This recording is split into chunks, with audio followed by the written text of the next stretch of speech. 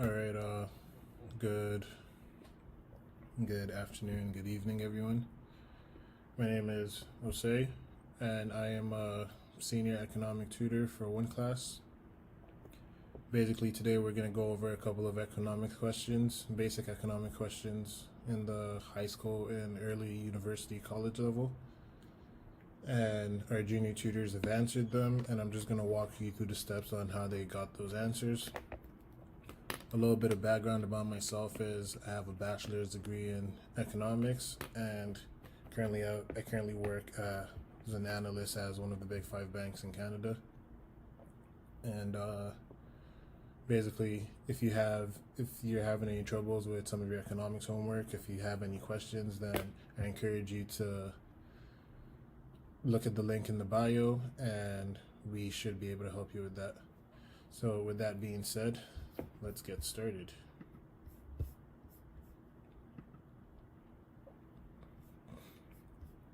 So, question 1 says, a tariff on imports of a product hurts domestic consumers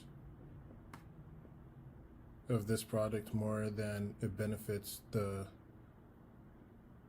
domestic producers of the product. Do you agree or disagree, and why? Our tutor said, I disagree. Tariffs increase domestic prices, leading to a decrease in consumer surplus, which is detrimental to consumers. At the same time, a higher domestic price increases producer surplus, which benefits producers. But whether the tariff hurts consumers more than benefits producers depends on the relative magnitude of the change in consumer surplus and producer surplus. Such a statement will only be true if the decrease in the consumer surplus is more than the increase in producer surplus, which is not necessarily always the case. So this is a good answer. I agree with it. I'll just say, so the tariff on imports increases price domestically, and this increase in price has a negative effect on the consumers because consumer surplus goes down. This increase in domestic price also has a positive effect on the producers, and producer surplus goes up. So one thing we do know is that the tariff import, it hurts domestic consumers as their consumer surplus goes down, and it benefits domestic producers as their producer surplus goes down. But this question does not give us enough information to come to the conclusion that the benefit for the producers is greater than the hurt for consumers. And the only way we can know that is if we know the actual amount that producer surplus is increasing and the actual amount that consumer surplus is decreasing. So because we don't have enough information, we can't completely agree with this statement.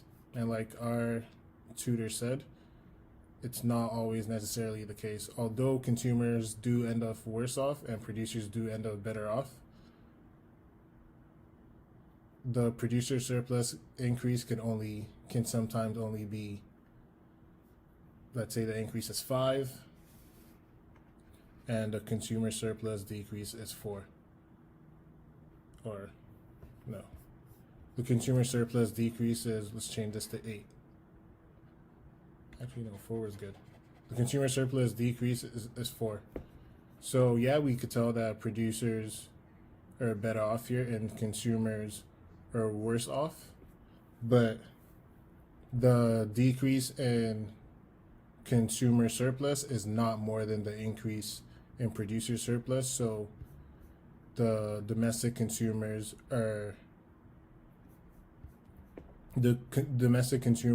not as much worse off as they would have been if, for example, the consumer surplus was 8.